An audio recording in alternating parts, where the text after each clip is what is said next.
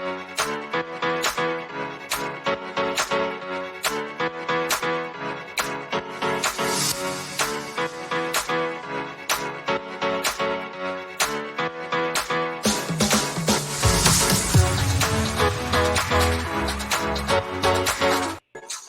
hello, hello, hello.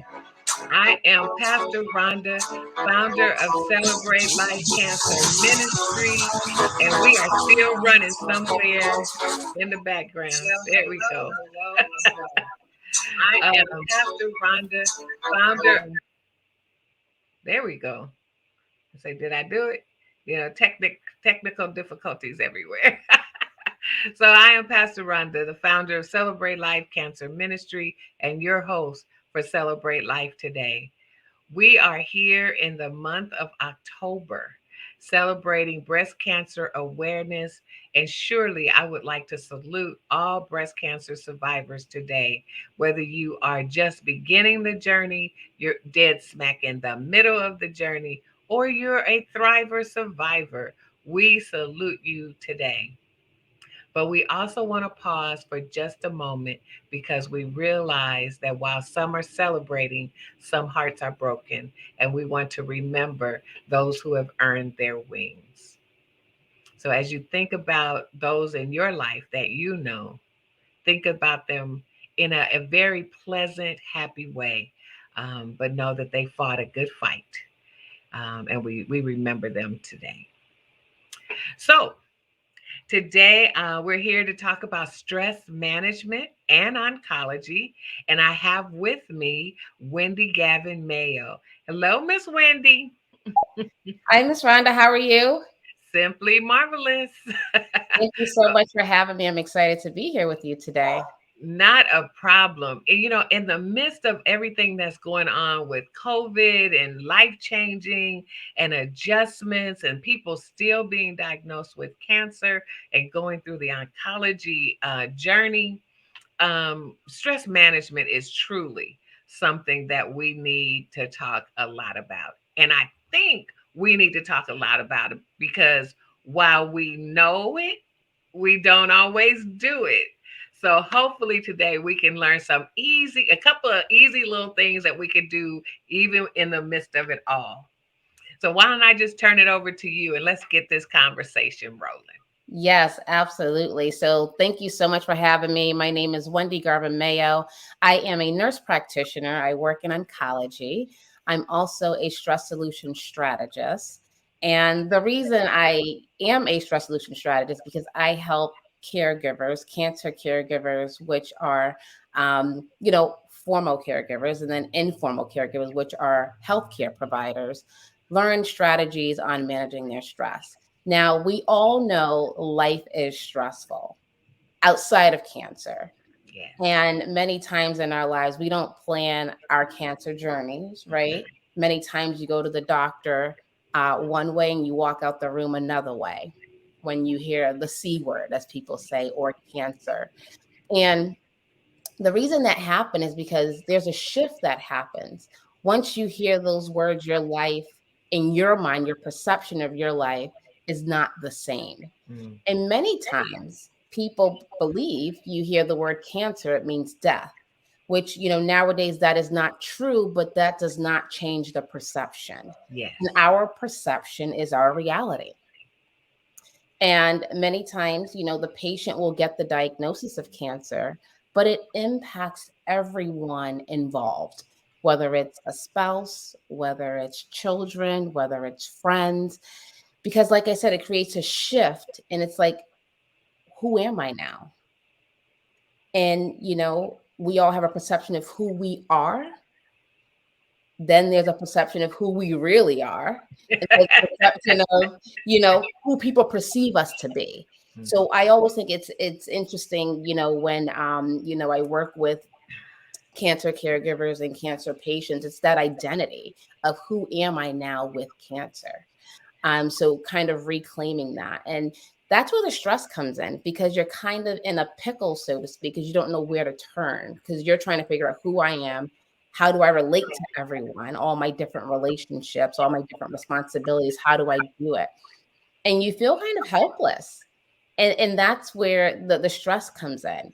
And then it's really trying to re-identify yourself, re-identify what you need, who you are, how are you going to move through this.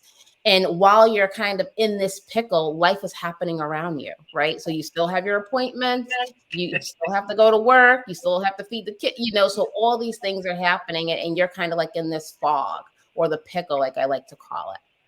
So that pickle is really that stress, right? And what happens with that is, if it's not addressed, it can be detrimental to our mental and physical health. So And therefore, that pickle could be either a sweet pickle or a dill pickle. yes, absolutely. Absolutely. Yes. No, that is so true. You determine what type of pickle. But, many times, depending on your experience, it could be a sour pickle. And Mm. that's okay. That's okay. Many times it could be a sweet pickle. But also, when it's a sweet pickle, you have to be careful too, right? Because, sweet pickle, I think of, is there a little denial, right? So Mm. really trying to honor what you're feeling, what's happening. That's why I always believe that an outlet is so important. Having someone to talk to. I like to say taking your mask off, where you don't have to be the strong one, be the one that has all the answers. You can just melt and let someone just hold you, or just be there for you. Mm. So that's Wow. go ahead. Yeah. But when a lot of times as we are launched into our situation, in my case, I was diagnosed with inflammatory breast cancer, stage 3B, my first mammogram, age 40. And when I say I was launched into it, I mean, I went from, oh, I have a doctor's appointment, to what? So therefore, I didn't choose it. I was simply inducted and found myself there. And my journey, I went through a year and 15 days of care, treatment, process, whole nine. And it was then that I was able to look back and realize the different stages that I went through, and the different, and where I was now versus where I was then. And so a lot of times we're in these stressful situations and we don't even know it. Yeah, because life happens and you continue to go to work, take care of your kids. You just continue life, but it's still there.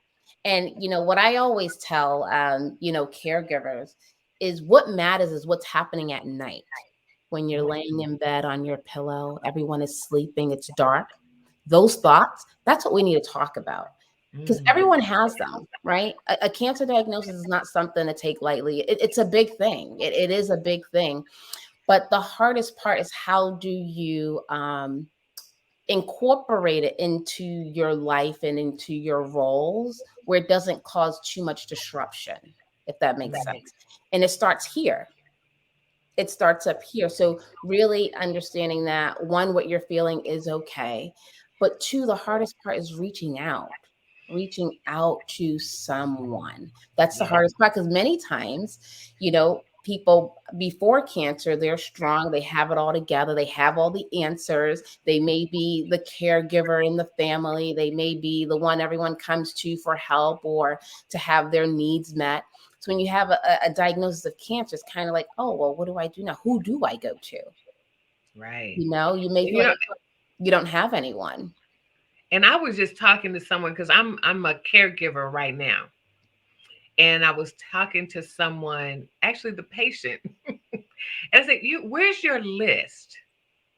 Where's your list of people that are your support team? So, and is it written down with their phone number? Hopefully you'll have at least five. Everybody doesn't have five. But if you were to have five, have that list, have it handy." And a friend of mine said, "Yeah, and tape it to the back of your front door."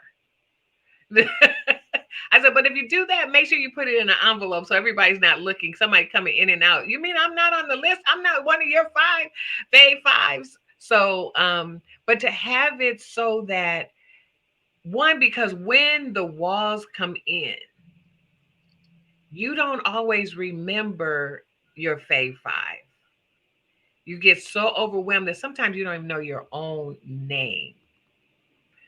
So it's good to be able to have it available to others because I most people don't even know who my fave five are. They all think they're in it, right? But when I really look at the first fave five, the first string, who is that? Who is that? And process who they are because they might be a fave five for going out to the movies, but they might not be a fave five for your health conditions. I totally agree with that. It's definitely important to know who's in your corner or community, so to speak. And you can do that right now. And that's one of the steps is really understanding who you're surrounded by, Right. who's in your community, who can you reach out to. That's so important when you're talking about stress and a cancer diagnosis. And something else that's also important is figuring out where is the fear coming from? Is it fear of death? Mm. Is it fear of the diagnosis? Did you hear the diagnosis? Do you That's good. understand the diagnosis? Do you understand the treatment? Because sometimes when you hear cancer, you don't hear anything else. Right. So allowing yourself time to step back and gain an understanding, a comprehensive understanding. And sometimes it takes, pulling someone from your favorite five to come with you to hear. Then you hear something different. So that's also important is to make sure you have an understanding of what's happening. Exactly. So then once you realize or because one of the things and I was so excited. I was somewhere last Sunday and I heard the person say that at my hospital in the oncology department where I am, once you get diagnosed with cancer, they set you up with a therapist or at least give you a referral for one. And what made me so excited about that, I'm a part of Kaiser. And I've been preaching that to Kaiser for 3 years. How come once you're diagnosed with cancer, the next appointment is not to the psychologist? Just to make sure you're okay. And when she said, I said, she made that statement, and I said, "Where are you being treated?" And she said, "Kaiser." I'm like, yes, yes, somebody heard me.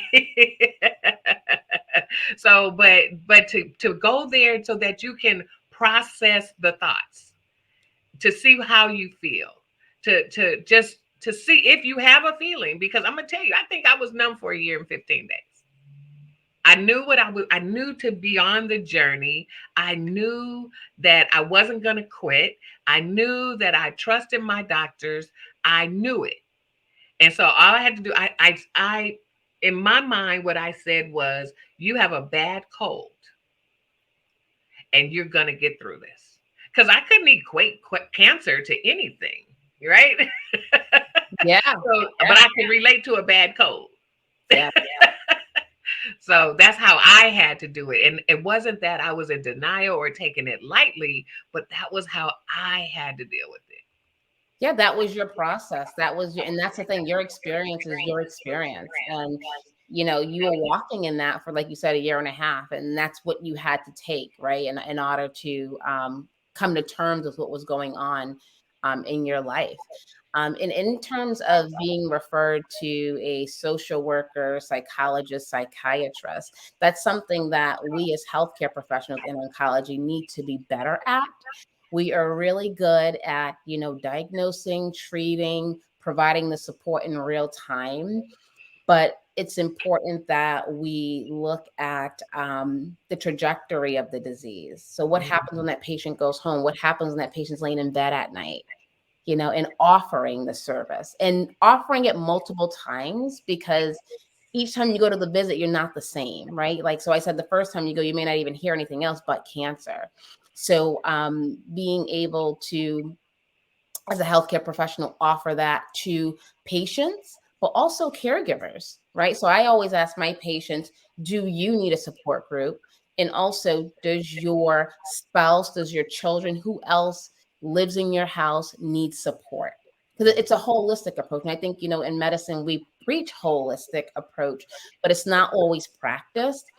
And that's another reason it's important to have your village or have an understanding of what's going on, is so you can appropriately advocate for yourself to say, hey, you haven't said anything about a social worker, but I was watching something, or my friend, I'm in a support group, and they said, I should probably see a social worker. Can you refer me? Right. But so sometimes, we don't as healthcare professionals, but patients can also be the advocate, or caregivers can be the advocate for their loved one with cancer, to say, hey, maybe a family therapist, right? Not only just for the patient, 'cause like I said in the beginning, it impacts everyone involved.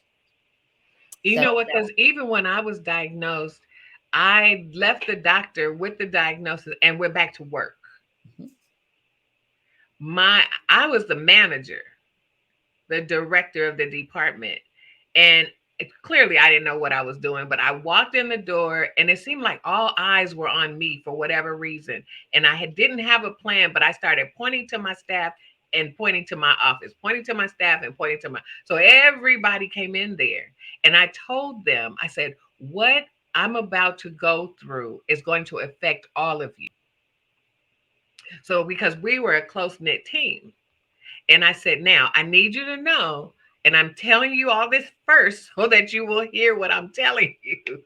I want you to know that when one of you starts tripping, it's not going to be because of what you just did. It's going to be as a result of what everybody's going through. So I need you all to support each other extra while we go through this together. And they were like, oh my goodness, what is she about to tell us? And then I reached behind me, I got the box of tissue and I put it in front of me. And I said, I have cancer, but you need to know I'm not dying. And I need you to know that we're in this together. Can I count on you while we go through this together? And I had two men on my team, they began to cry. And the ladies were like, boy, what a way to make us bond.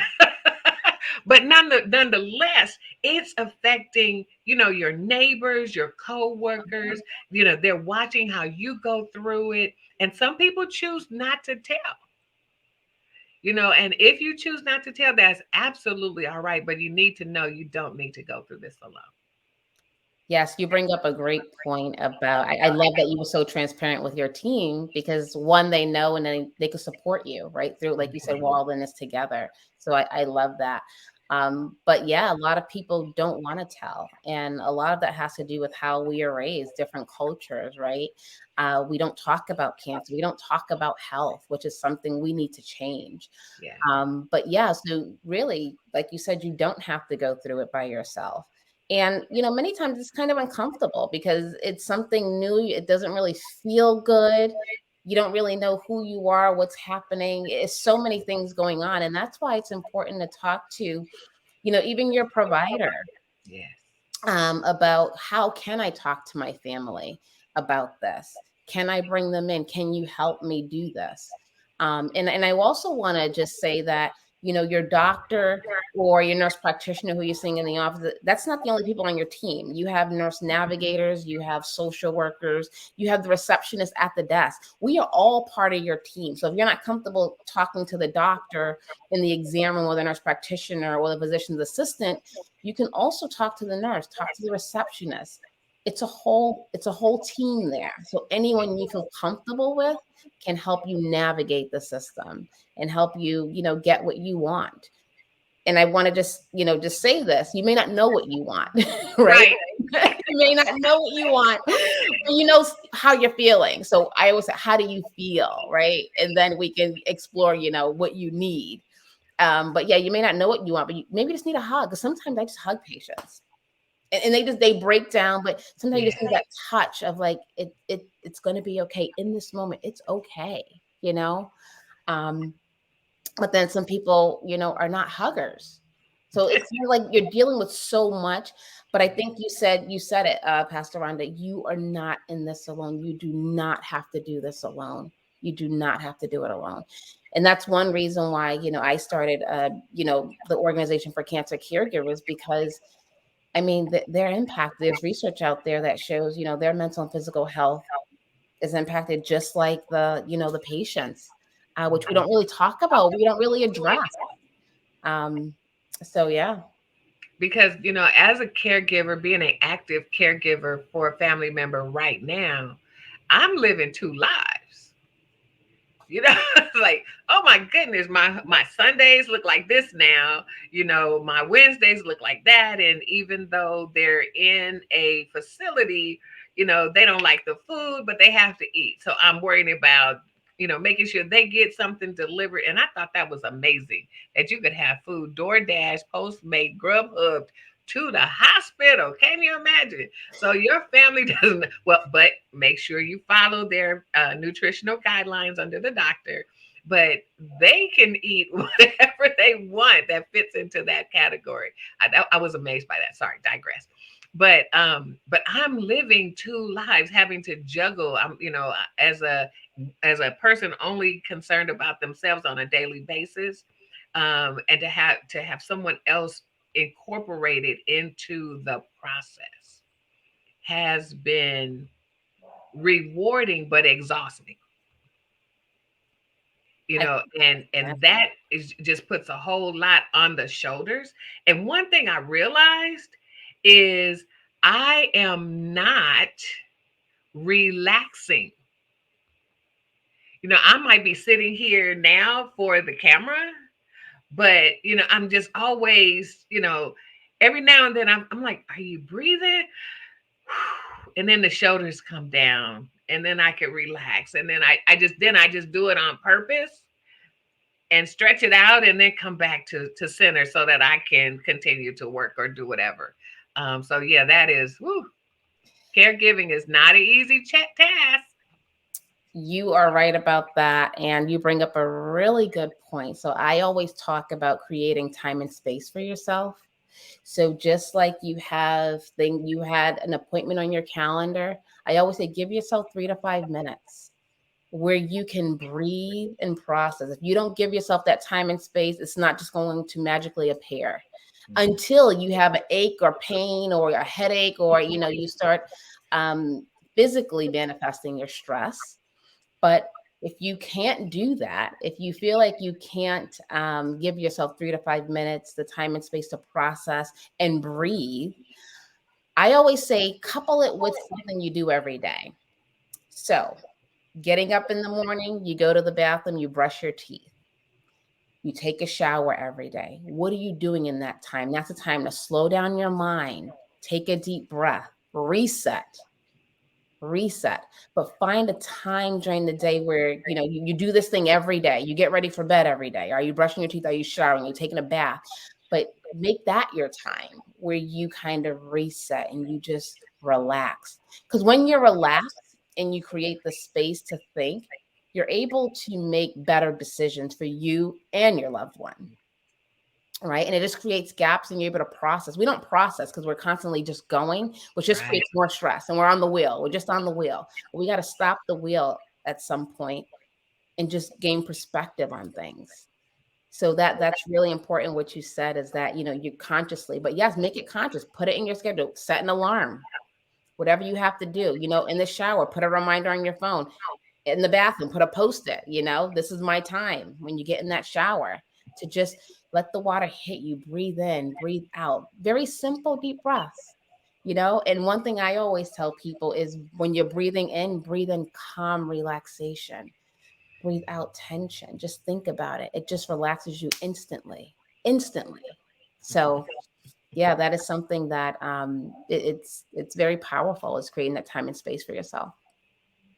So, do you have any tools or suggestions other than the one you just did? Because when I like to breathe, even when I start my meetings, like right now, I have some essential oils, just carrying around along in the house. Um, so, do you have any tips that you could share with us on something we could do? Yes. So the first thing I would say is figure out what works for you, because there's a lot of things in regards to stress management. We all know them, right? Meditation, yoga, but figure out what works for you. And I would say have an open mind. So growth mindset, be open minded to try new things. So one thing I always tell people, which is very easy to remember, and this is just a thought process, 'cause everything starts with the mind. And the acronym is STOP. And this is something I personally use in my life. And the S is for stop, literally. Stop, slow down. The second one is T for think. Think about, what am I doing? Why am I stressed? Is it something I can control? Is it something I can't control? Do I need to reach out to someone? But take that time to think. The O is for options. What are your options? Mm, What can you do? What can you do now, right? Not tomorrow, but what can you do right now? Can you take a break? Can you go for a walk? Can you meditate? Can you listen to some music? Again, what are your options to help? And then the P is to proceed. So you move on while you're implementing mm, those options that you just went through. But that stop method is so powerful because it makes you create time and space for yourself to figure out what's going on. And it can be filled with anything. But I always just say create some sort of routine, 3 to 5 minutes a day, 3 to 5 minutes a day. I challenge you, 3 to 5 minutes a day. Just give yourself that time and space to just breathe or just, apply the stop method. And you can do it at any time, even if nothing's bothering you, right? Because you may stop, think like, oh, I'm feeling great, right? What are your options? I want to continue this, right? I want to continue this feeling. And then you just proceed. But that is such a powerful method in terms of, managing your stress. And we all know, exercising, definitely helps with stress. Getting enough sleep definitely helps with stress. Yoga is I love yoga. Yoga, resets me. But I think it's also important to figure out what resets you. Many times we're so stressed, we don't even remember, right? oh my. Yes, indeed. So, so it says STOP as in Peter. P, yes, stop. STO as a stop sign. Yes, indeed, Sharice. so, so when, and I think we need to when you said think in the thinking department is also brings in being aware.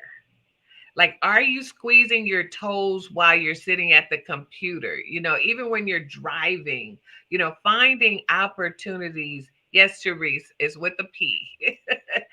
Finding opportunity, spaces where you are tense and don't know it. Somebody says, why do you have that frown on your face? Like, let me undo my face. Like I didn't know I was frowning.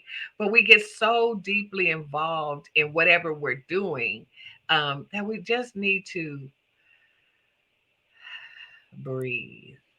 Yeah. Just breathe. And we find ourselves holding our breath, and for what? I often try to figure out, when did I start? How long have I been in this posture of not of holding my breath while I was doing anything? You know, I don't know. There's just so, even when I lay down sometimes my world has been so occupied with stuff that Mhm. I'm just happy to lay down, but I'm not even relaxed. Yeah, another strategy is brain dumping. So some people may call it journaling. When you hear journaling, you think of paragraphs. But what I always suggest is it doesn't even have to be a book, a piece of paper, a pen, pencil, not your phone, a pen, pencil, a piece of paper, and just write down what's going through your mind.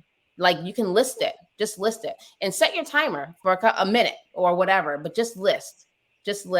And what that does is it gives you distance between what's in your head and what you're going through. It creates some Mm, distance because right now it's all internal. You're all pinned up. But when you release it on paper, it's so powerful. So mm, powerful. And another strategy is, being part of a community. whether it's a cancer patient community or a cancer caregiver community. Because in there, you may be like, oh, I never thought of that, right? So even if you're just in there kind of seeing what benefit or suggestions they're providing, it may be things like, oh, I can try that. I never thought of that, but it gives you new ideas. And if you want to put something out there, someone's like, oh, I had that same experience and this is what helped me. But again, that goes into the whole growth mindset, being open to it, opening yourself up to trying something new. Yeah. I often I have to remind cancer survivors that they need to find someone in their circle to do the things that need to be done. Because while you're going through the stress of the unknown, of what's next, what's tomorrow, how am I getting ready to feel in a few minutes because I've had treatment this week, find someone to help do those things that one you may not like to do, but still need to be done, or that they enjoy doing, because the people around us want to contribute to our healing and they don't know how. But if you know that Anita loves to cook, let her cook a couple times a week. If someone likes to clean, let them come and maybe handle the bathroom, and maybe not your office, but maybe the public areas. Let them come and clean. If someone is like me and really doesn't like to do any of those handy dandy things, but they like to just be with you, let me come and sit there. But put it on a calendar, put it on a schedule so they don't overstay their welcome. Again, you're choosing people that are supportive in your healing journey, right? So whatever people are good at, give them that assignment and let them do it. Somebody was my driver, somebody cleaned my room, somebody did the cooking, somebody did the cleaning, somebody took the laundry and then picked it up, the grocery shopping. One person that have to do everything. When you break up those tasks like that, it helps so much. When my family was caring for my uncle who was in hospice, we had a cook, we had an intimate person, and we had a financial person, and we had a handy person. So those four people were on the daily team, and nobody ever got in each other's way. But I have seen where the caregivers were like trampling over each other, trying to be so helpful, and that in itself can bring about additional stress. So when somebody sees that going on, somebody needs to step back and do an analysis and say, okay, this person did this most of the time, so let's give that assignment to them. This person did that, this person, and spread it out to eliminate the stress on the support team, on the village. Amen. Whew. Amen to that. Like, because there's a movie called Why I Wore Lipstick to My Mastectomy. If you haven't seen that movie, it ran on Lifetime. It's on YouTube or somewhere online. You can see it. But in there, it was the role of the patient, her best friends, her husband, her parents, her brother, the doctors, her boss, and angels. I'm just going to call them angels, that she met along the way. And it showed the dynamic of all of those people and how they affected her life. And if some more folks need to see that movie and find themselves so they can stop stop doing some things that they think are helping, or just be aware, because what we're doing in our effort of being helpful can be causing stress on another. Absolutely. Absolutely. While you were talking, I'm thinking of allocation of energy. So, Mm. when you are diagnosed with cancer, or someone in your family is diagnosed with cancer, you have to reallocate your energy, right? So your routine is different. And I think what causes the stress is people want to they want to do everything they were doing before. right? So being open to bringing in that village and, like you said, making a list of, what can you do? What can you do? What can you do? And knowing that, I always just say, as humans, it's all about connection. We're Yes. not in this world, by ourselves. So, even though you may be diagnosed with cancer or your loved one has cancer, you still just need to be connected. Connected and support is what comes to mind. Because at a human level, we all have emotions. We all have an understanding, right, of what you may be going through. Maybe not to the details, not the details of what you're going through, but can relate, Yes. So that connection is so essential. But allowing people to come in, allowing someone to hug you and love on you because you deserve it, right? So just being open to that is very important. My. So I want to lend opportunity for those that are watching. If you have questions, go ahead and type them in the chat box, and we can address those questions as well. Um, but when we think about stress management, it's key to understanding the second word, because we understand the first word, but we want to talk about managing, because it's going to come. There's good stress and there's not so good stress. And but the key is understanding that I need to manage it when it gets out of control. Because there was a day that I felt out of control. I didn't. No one did anything to me. I don't even remember what happened. It could have just been the medication, because the medication can put you in situations. It's Oh yeah. in it. What do we want to call it? Can cause you to feel a certain way.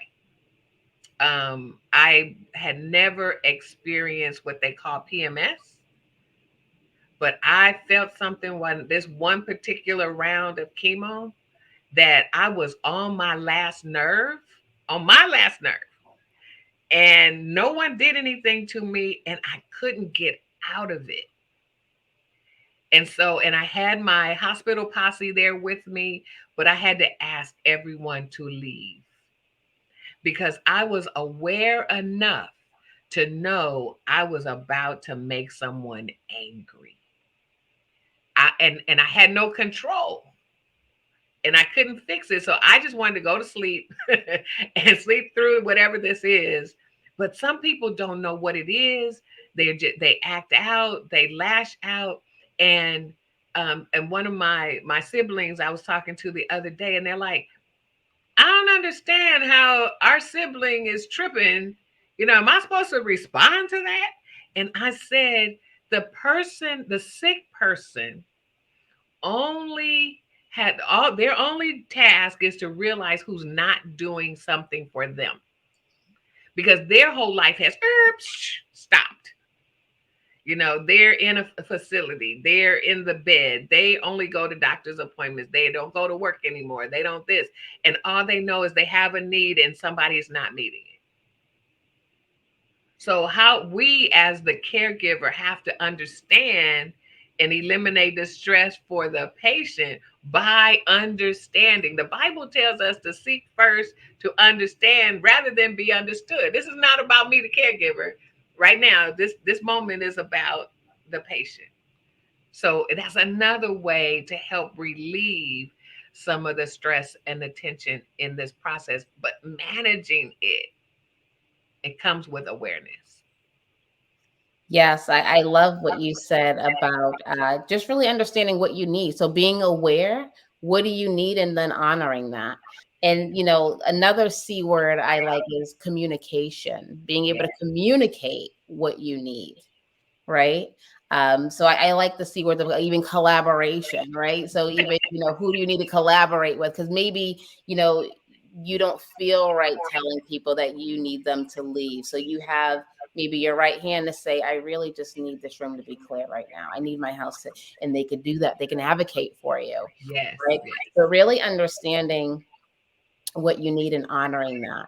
And in terms of management, it's what feels good to you, And many times we are all just stressed and we don't understand, but trying different things. And I always say that the first thing to do that is very simple is kind of sitting by yourself with your thoughts and Mhm. taking a couple of deep breaths, because even those deep breaths is going to reduce your stress. But just think about it. What do I need?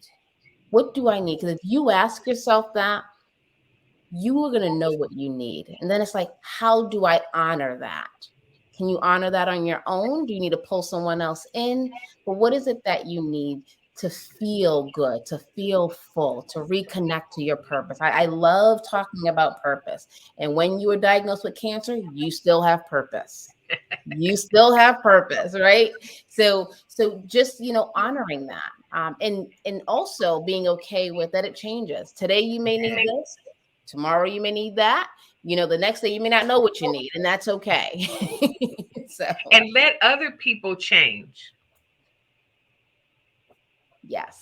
We can change, but you can't change. Not fair. Not fair. Give other people the opportunity to change. Life for them is moving right along with yours, maybe not at the same pace, but it's still moving. Yes, no, definitely. And I just want everyone, who's listening or watching to know that you have the power to manage your stress, to manage your life. You have the power to do this. You can do this. I know you can do this. So you definitely have the power. I know sometimes you feel helpless, you feel like you can't, you're not sure. That's when you reach out. When you say, I don't know, I'm not sure, reach out and let someone walk with you on the journey, whether Yeah. you're a cancer patient or a cancer caregiver. So, Wendy, can you tell us about your organization? Yes. So, Shape Partners, it is an organization that provides resources, education, coaching to cancer caregivers, all free of service. So anything you need, we provide. If you need, service for your kids that we don't provide, we'll make sure we connect you with someone who can provide that service. If you need to talk to a counselor, we can provide that service for you. We had a caregiver the other day, her husband's on hospice and dying, and she just couldn't clean her house. And we know how important your environment is. But, providing her with that service to get you know, uh, a couple of services to, clean her space for her, but we do anything we can to help cancer caregivers thrive. If you need services for your loved one, we can help you with that as well. So that is my organization called Shape Partners. And yeah, we have a little community on Facebook. We have a website. So we are just here to just provide help and serve. And that's really what we do at the end of the day, is really just serve cancer caregivers. So now you're actually located where, and are your services virtual? Yeah, so I'm located in Connecticut, and my service are all virtual. With the pandemic, everything's online, so it doesn't matter where you are. We can definitely, provide you with services. We'll try our best to, be with you on the journey and provide you with what you need. Awesome. Awesome. Well, this has been a great conversation. Is there anything you'd like to say before we go? I will just leave you with that you have the power to change the trajectory of your life at any time of day. You are still very powerful, and you do not have to do anything alone. Whether you have cancer or not, we are a community of people. We need to be connected. We need to collaborate. We need to communicate to make sure that we are whole. So I'll leave you with that. So reach out if you need any support or any services or just need someone to talk to. We're here for you. Amen. Amen. And if I can just do this. Oh, not that one. Nope. I'm sorry. Uh-oh.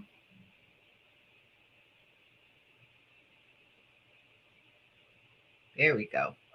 So if anyone needs to reach out to celebrate life today, to reach me directly, feel free to give me a call at 323-577-5443 or send us an email at celebratelifetoday2021@gmail.com.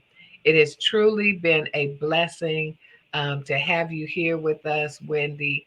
Um, see, what did she say? She said, "Oh, my daughter is starting a job with USC. They offer resources to caregivers. I'm going to tell her to look you up." Yay! Love it. So it's truly been a blessing to have you here and to get us talking about it. Stir up the conversation that encourages us to take care of ourselves, to put self care first. Absolutely. So, and we have an event coming up here in LA. We're doing a breast cancer awareness cruise by parade. That's what I'm calling it. So, we're encouraging cancer survivors, caregivers, and the community to come on out and just drive through. Wear your pink, wave your flags. We're going to start at 1 o'clock at Crenshaw and Imperial, will be the holding area. And there will be a motorcycle club over there. So join in with the motorcycle club and caravan right across the street. It's not far from there.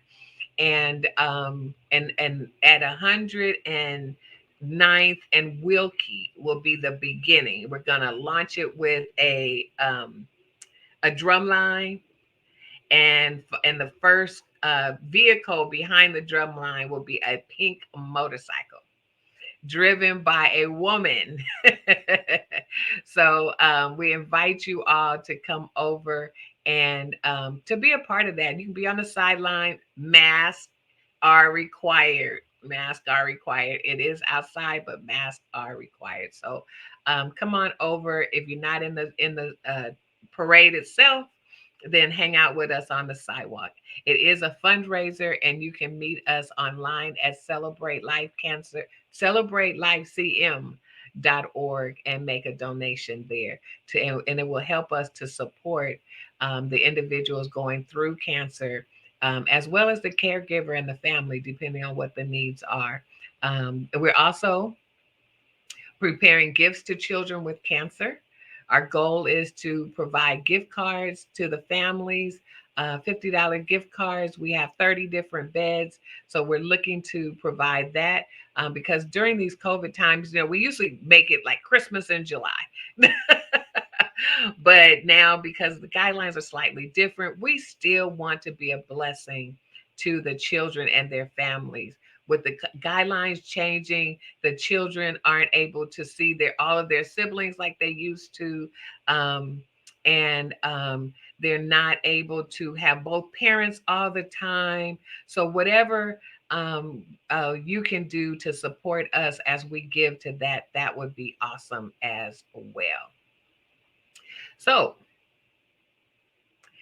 as we come to the end of our show, we want to remind everyone that no matter what you do, we want to make sure that you choose life. Until next time, bye now.